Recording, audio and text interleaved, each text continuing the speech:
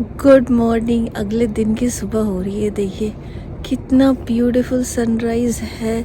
मुझे तो basically sunrise बहुत अच्छा लगता है, सनराइज़ सनसेट। तो उसको ही मैं ये रिकॉर्ड करने के लिए बाहर आई हूँ। और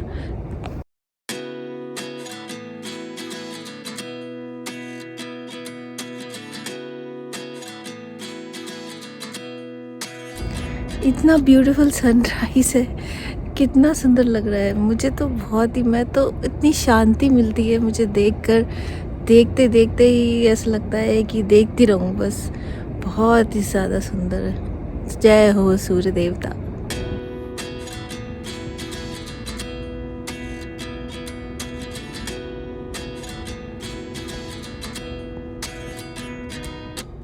At 29 and I find myself wondering what did happen to the last 10. I ran away with my ये आप देख रहे life हैं किस last तरह से कलर चेंज हो रहा है। जूम इन और जूम आउट करने पर देखिए, wow, it's so beautiful. No बिल्कुल ही नहीं है, पूरा साफ है ज़मीन। तो इस बार तो ठंड पड़ी ही नहीं कनाडा में। मैं एक हल्का जैकेट पहन के बाहर आई हूँ। सुबह सुबह का टाइम है, आप देख रहे हैं। तो इतनी ठंड है ही नहीं। इतनी ठंड का मतलब कि स्नो देखिए, अब गाड़ी पे थोड़ी बहुत स्नो है, वो जम गई। जो पानी होगा रात का वो जम गया है पूरा। तो यही है, बस इतनी ही स्नो है। और जब कनाडा में रहते रहते ना -1-2 तक आपको ठंड लगती नहीं है और लगता है नॉर्मल है ये तो।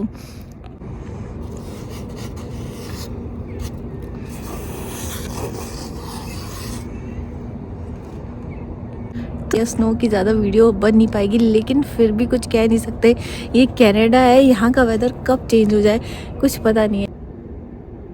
ये सन आप देख रहे हैं, इधर सन है और इधर देखिए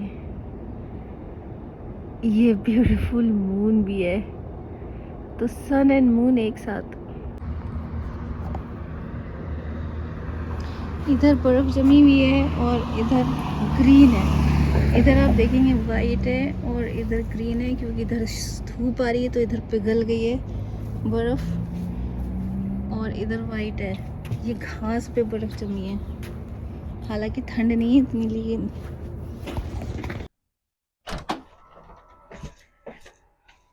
Shiva, you want to come?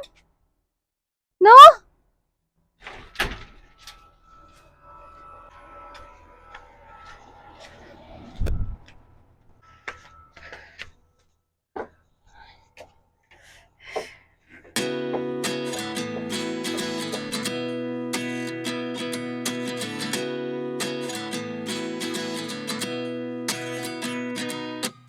At 29 and I find myself wondering what did happen to the last 10.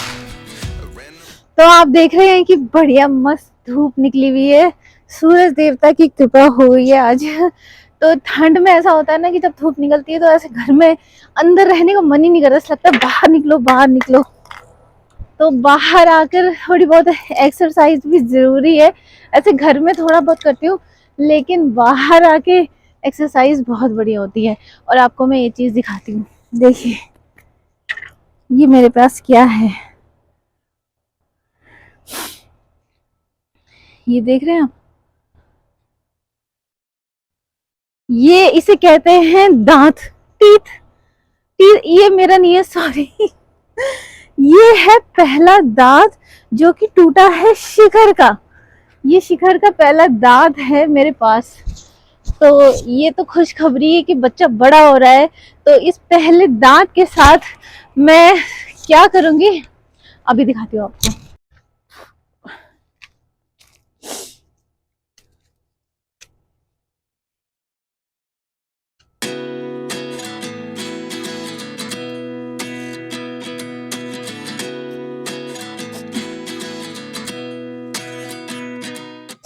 तो शिखर का जो ये पहला दांत टूटा उसको मैंने जमीन में गाड़ दिया है, क्योंकि मेरे अपने भी काफी सारे दांत जमीन में गाड़ने से हम लोग ऐसे गाड़ते हैं ताकि जो दांतों की बरकत हो, फूले फले, नया दांत जल्दी निकले। तो ये खुशखबरी थी कि दांत टूटा है पहला 6 फरवरी को, ताकि ये रिकॉर्ड हो जाए कि उसका पहला दांत टूटा था 6 फरवरी को, और उसको मैंने गाड़ दिया है। और उसका एक दांत ये आगे का टूटा है, तो आगे का जो दांत है वो हल्का सा निकल भी रहा है। तो जैसे मैंने इसको गाड़ा है, जैसे आप पेड़ पौधे गाड़ते हैं तो वो कितना अच्छे से फल फूल निकलता है, वैसे ही इसका दांत भी ऐसे ही फलता फूलता रहेगा जिंदगी भर, और इसके जितने दांत टूटेंगे सब यहीं पर गड़ेंगे। तो ये थी शुरुआत।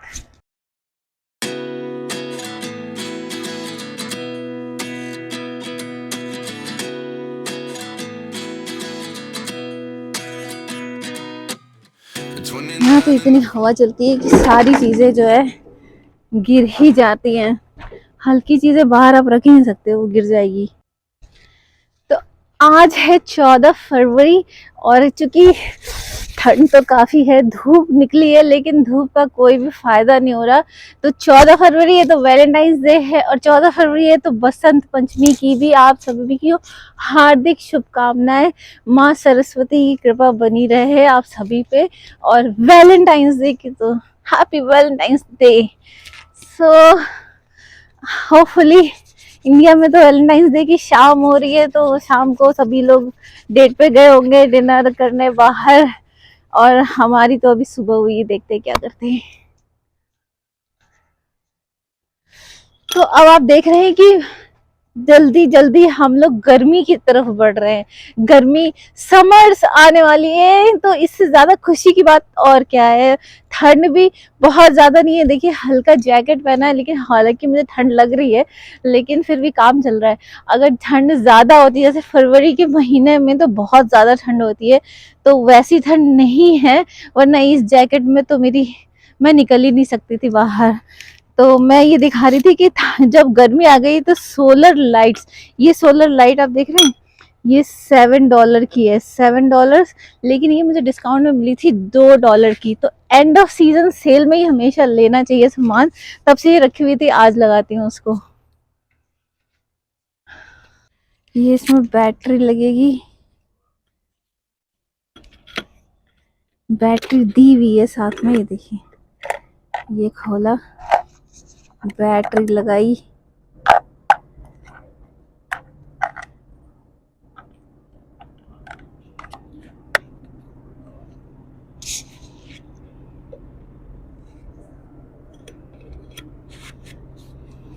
ये लग गया। अब इसको गाड़ेंगे उधर।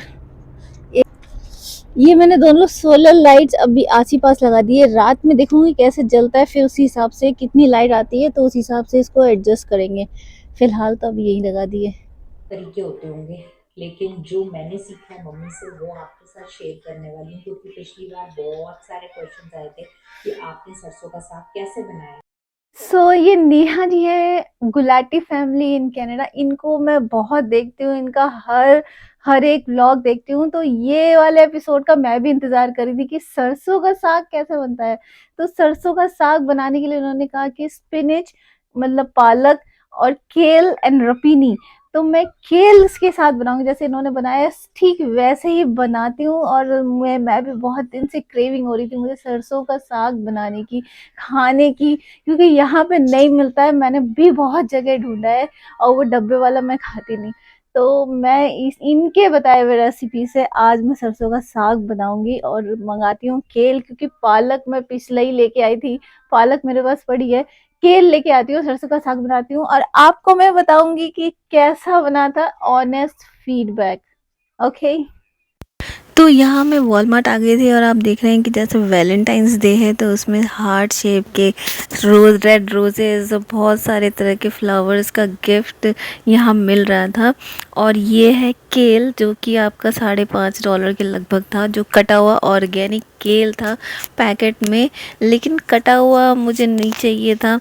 मैं तो काट लूँगी, इसलिए मैंने सोचा कि जो पूरा बंच है वो लिया जाए।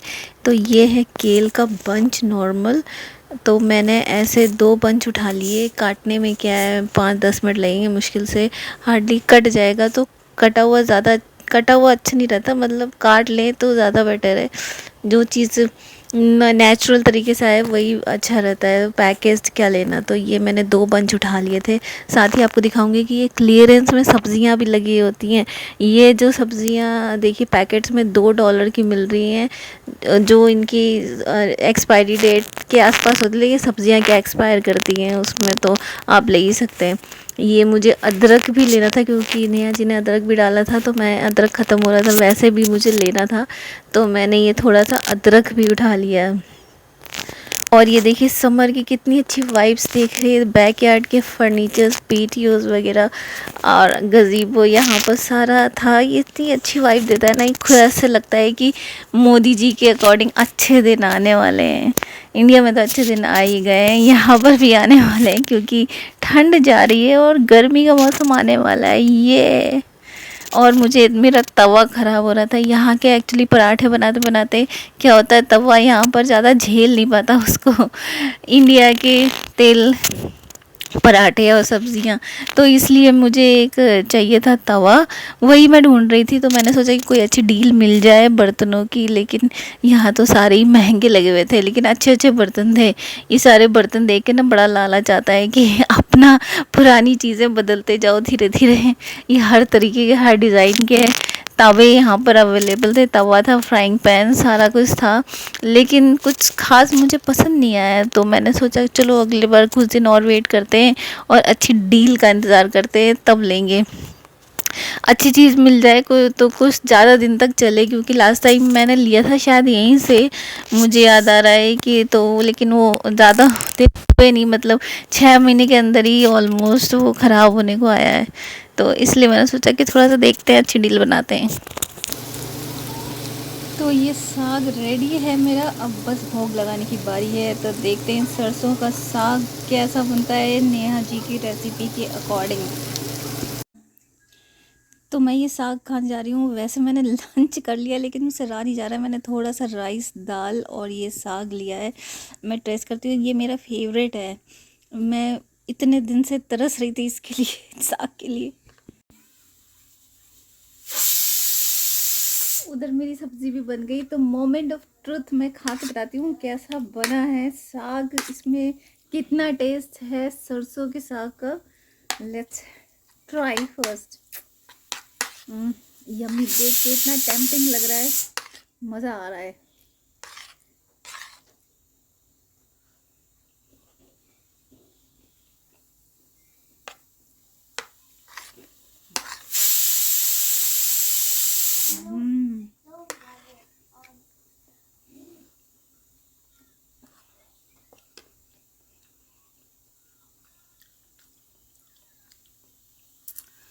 परफेक्ट, मज़ा आ गया। एक मिनट आती हूँ, सीटी बज रही है कुकर की, उसको बंद करके आती हूँ। मुझे नहीं पता था कि सरसों का साग बनाना भी पॉसिबल है कनाडा में। मैं सोचती थी इज़ इट पॉसिबल कि सरसों का साग भी बन सकता है। यस, बहुत बढ़िया टेस्ट है, excellent.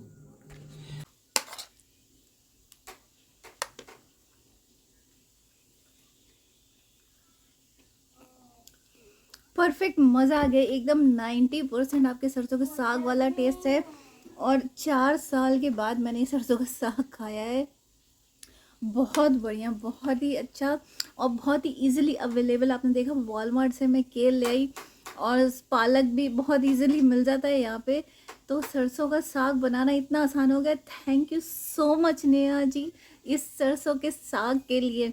Thank you in Canada. तो आपकी मम्मी की जितनी भी रेसिपी है सारी आप शेयर करिए, क्या पता वो सारी रेसिपी जो है भूली बिरसी है जो हम लोग नहीं बनाते वो बनाने लग जाए। So it's too healthy, easily available, and सरसों का साग in Canada.